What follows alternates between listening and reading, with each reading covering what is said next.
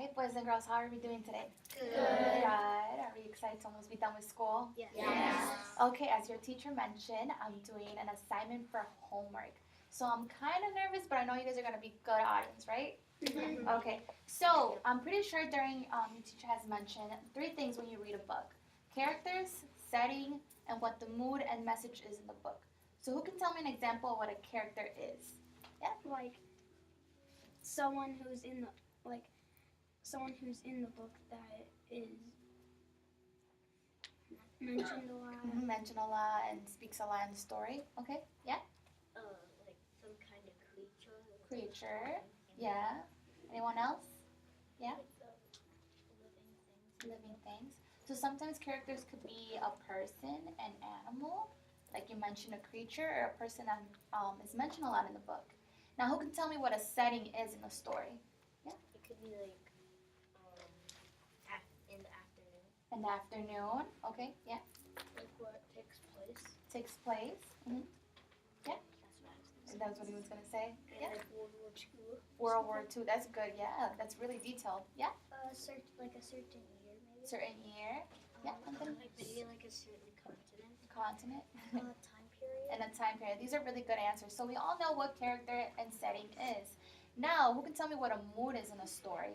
Yeah, the best. Like how the characters are feeling. Or feeling. Okay. Mm-hmm. Like it could be like just like the background and feeling. Background and feeling. Yeah. Yeah. Like how you feel. How you feel. If they're sad or happy. Sad or happy. Anthony. What clothes they're wearing, how dark it is, and how light it is. Yeah. So usually the mood in the story is sometimes like how the character is feeling. Sometimes the mood could be like how intense the story feels, and also who can tell me what a message is?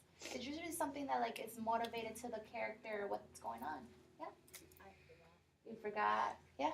What the character learns. What the character learns. Good job. Yeah. It could be like what the story like teaches you, like tells you something. Like the moral of the story. Yeah. Yeah. Did you have your hand up? Yes. Yeah.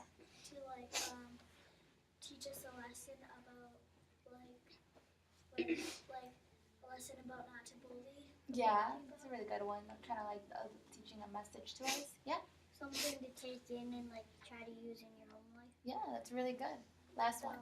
Big idea. Big idea. Good job.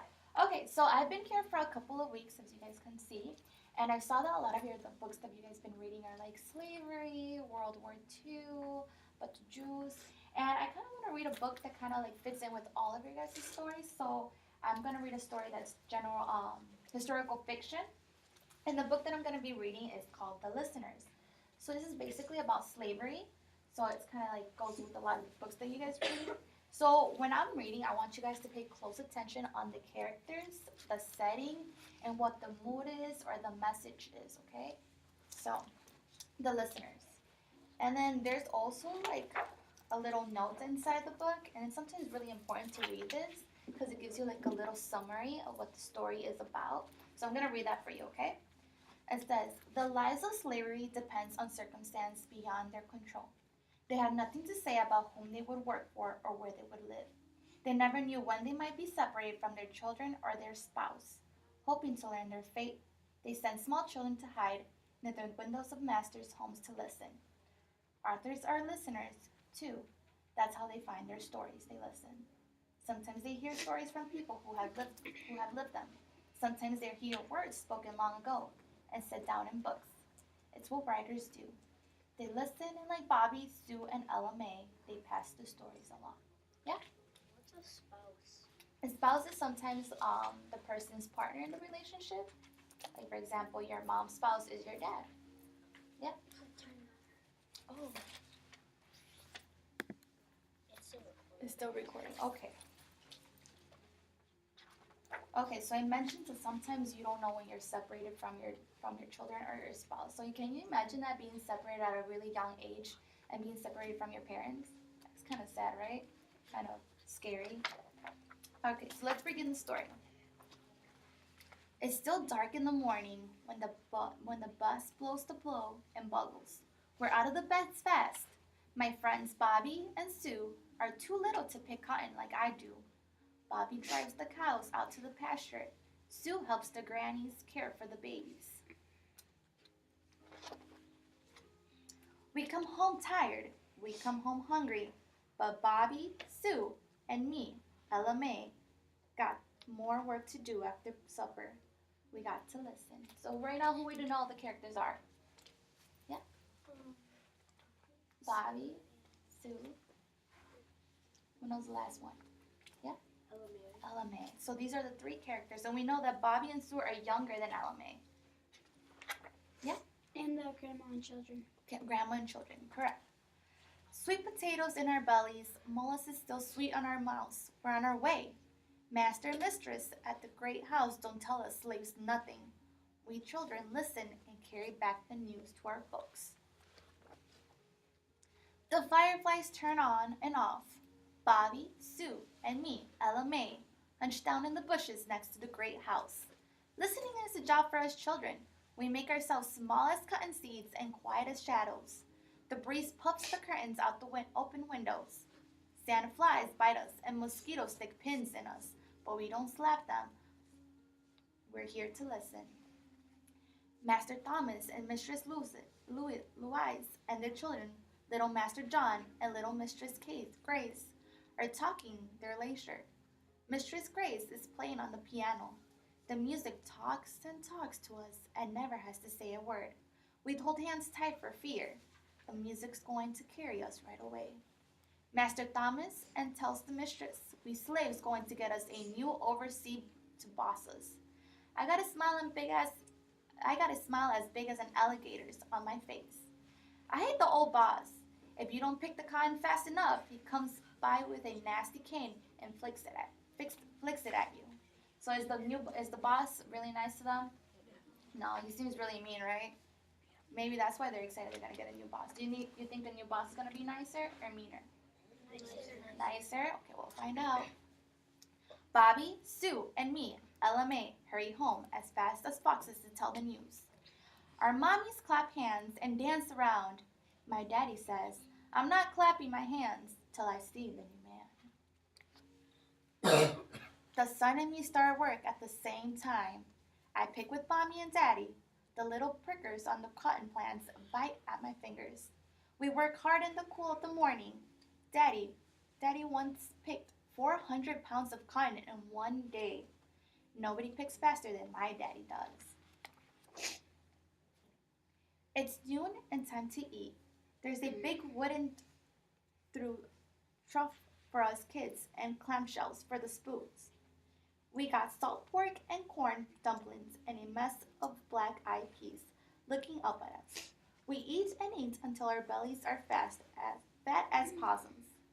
In the afternoon, the sun melts me, so I can hardly pick. Daddy sees my basket and is nearly empty, and he puts some of his cotton. He doesn't want the boss to flick me with his nasty cane. That night, up at the great house, we listen and hear that Master Thomas says, I've had an offer from the Spencers to buy William. They're short of men. William, that's my daddy. My heart's a flock of scared birds, flying every which way. I listen and listen. I don't believe I can spare him, Master Thomas says. He's one of our best pickers and handy with machines. I'm thinking of teaching him how to keep the cotton, gin in the good repair. I let out my breath and put my arms around Sue. Her daddy got sold away last year, and she hasn't seen him since. When I get home, I hug my daddy hard and tell him the good news. So do you think she was going to be upset that her dad was going to be sent away? Yeah. It's Saturday night. Mommy washes our clothes, and Mia rubs the skin off, scrubbing us shiny clean for church. We sit in the gallery. White folks sit below us in the church. When we sing Amazing Grace, white folks and slaves sing together. In the afternoon, we go into the woods. Our church has a blue sky to the ceiling and green grass for the floor. We've got our own preacher. He tells the story of Moses, who freed the people of Israel. The good Lord's going to free us too. He promises. We're all God's chillum got wings. And stand still, Jordan. We sing louder than the white folks to be sure the good Lord hears us. I hope he's listening. We're listening when the boss tells Master Thomas a plow and some horses would get the work done faster than the hoe. This sounds good to us because the hoe is hard work. The master says he's not buying any plow. Slaves, he says, they're cheaper than horses. So they're cheaper than horses. So it's better to keep the slaves because what? They're cheaper. So it's better to just keep them so they won't get rid of her dad. Tonight's every candle in the great house, it is. It looks like they hung up the sun right inside the parlor. There's a party going on. Fiddles throwing music out the windows. Bobby, Sue, and me, Ella May, dance on the grass. We dance and dance until our feet are damp with dew, and the whip-poor-will says it's time to go home. So they seem really excited. Hallelujah! The last of the cotton is picked. I get to help Daddy be a jumper today. They hang a big bag of cotton up, and we climb right in. We jumped and jumped on the cotton, and I danced the turkey trot and the Mary Jane. First the cotton is soft on my toes, but then we're finished dancing. That bale is hard packed. That same night, when we listen, we hear Mistress Lewis ask, "Why don't I start a little school for the slave children?" Master Thomas says. "What can you be thinking, my dear? It's against the law to educate slaves." The lady who teaches Mistress Grace has sent her a poem to learn. She says it over and over for her mama. "And I will make the beds of roses and 1,000 fragrant poses, a cap of flowers and a kirtle, embroidered all with leaves of myrtle." I know roses and I know myrtle bushes, but I sure don't know what a kirtle is, and neither do Bobby and Sue, I say. I say the poem all the way home, and now it's in my poem too. When I go to sleep, I pretend my scratchy straw mattress is a bed of roses. So can you imagine not going to school right now and having to go to work? Who rather goes to school? Me. Because work, she got to be up at really early in the morning. In one of the pages, it says that she's up before the sun. So would you want to be up before the sun? No, I like getting a good night's sleep. You could easily do that. Wow. Okay. Cold weather is coming, so winter clothes get handed out. Bobby got a shirt. Sue and me got a flannel dress and drawers. No new shoes. My shoes won't like that. Master Thomas is spilled, walking around his uniform, frostbutton and sword and all. Daddy tells me, "Ella May, you and Bobby and Sue need to listen extra hard tonight. I got a feeling dangerous times are coming. Our lives going to be dependent on what you children hear." So let's stop right here. So why is his dad nervous? Yeah? Because he thinks something bad might happen. Something bad might happen? Yeah? Maybe that might get sold. They might get sold and they might be separated from their families, right? So, and why is it important for Sue to Ella May to go listen? Yeah? Because then they know if they're going to get sold or not, and then maybe they can have some way to escape. Yeah. Okay. So let's stop right here, okay? So who can tell me what the mood is? Turn to your partner and discuss what the mood is.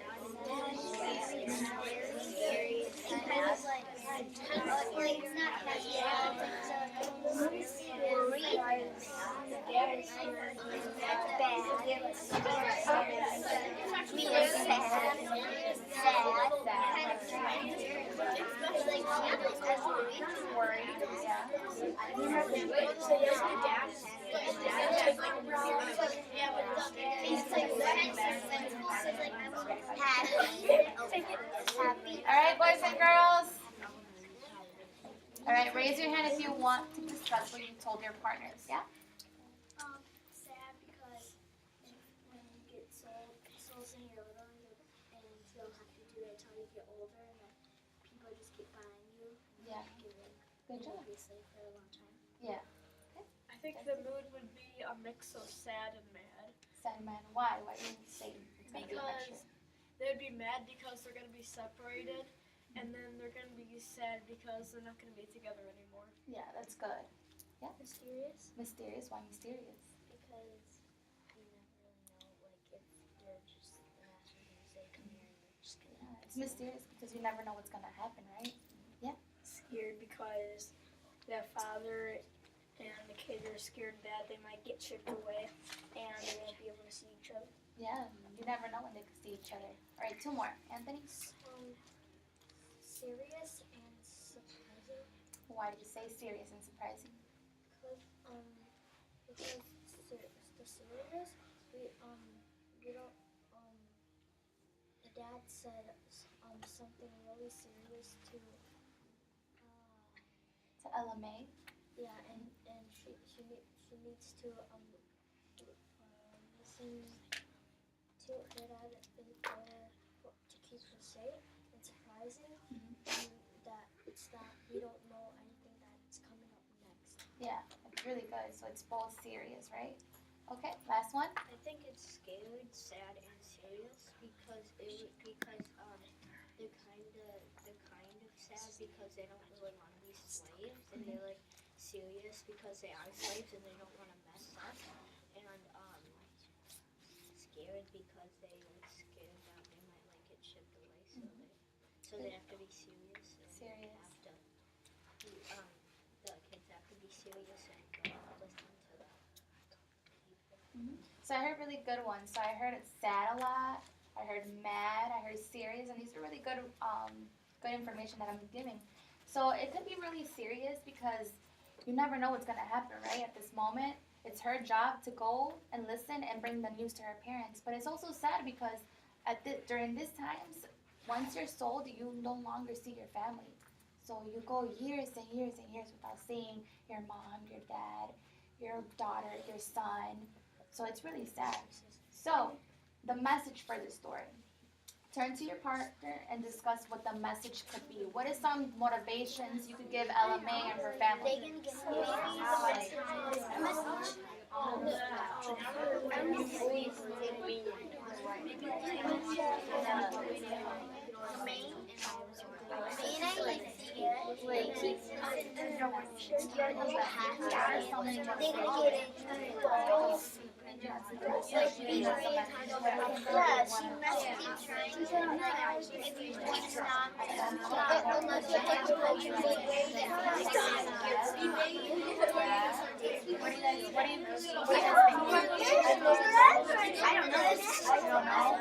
What is one thing that you take a message to motivate a person? You know, anything?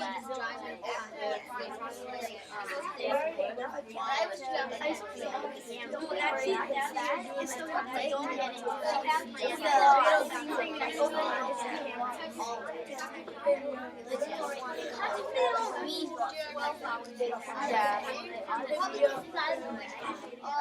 Always be careful. All right, boys and girls.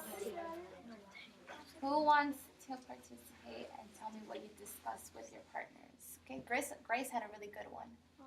To kind of be careful because if they would if they would mix the news up, then family could do something about it, and then they might get in trouble. Yeah, so that's a really good one. Yeah. You have to have integrity. Oh wow. You have to have integrity. Okay, Anthony. You have to have courage and be brave and have a good mindset. Yeah, brave because LMA seems really young to be going over and listening and having to hear the news for the first time, right? Okay. Be brave and courageous. I'm sorry. Be brave and Be courageous. brave and courage. Any last ones? All right, boys and girls. So we know who the characters are, right? We know it's who? LMA, Sue, and Bobby, and then there's mommy, daddy, Sister. there's no sister, Cousin. grandma, good job, Kids. and the kids, and then there's the animals, right? The boss. All right, now who can tell me? Raise your hand, and who can tell me what the setting is? Yeah, Anthony. Like in a farmhouse, but like in a normal house. Yeah, in a house. Good job. Yeah. Like on like a farm probably. In a farm. Okay. Flower field. Flower field. So where are they picking? What are they usually picking in the field? Cotton. Not cotton candy, but cotton. Slavery. Slavery. So it's like during the time of slavery, right? Yeah. Before the Civil War. Yeah. Yeah, Brianna? It's like it's like it's in like a little town in a cotton farm. Mm-hmm. So we said really good answer. So we know it's like in a cotton field. We know it's during slavery. What else? We know it's outside. They're usually outside most of the time, right? That's where they do their work. And now we all said that the mood could be sad. It could be angry. What else? Yeah. Happy. Dancing. Yeah, when they were dancing, that could be a mood right there. Yeah, Anthony? Stress. Stress. And then mysterious. Good job. And then we all said the message is having faith, right? Being positive, because you just never know what's going to happen. As long as you just keep thinking that everything's going to be okay. And yeah. All right, boys and girls. Well, tomorrow we're going to finish the story and see what happens, if it's going to be good news or bad news, okay? So let's keep in mind what the characters are and what the setting is and what the mood is. And yeah, we're done. What about that? It's closed. It's not recording. No, it's still No, it's still recording. The green thing right next to it on the left is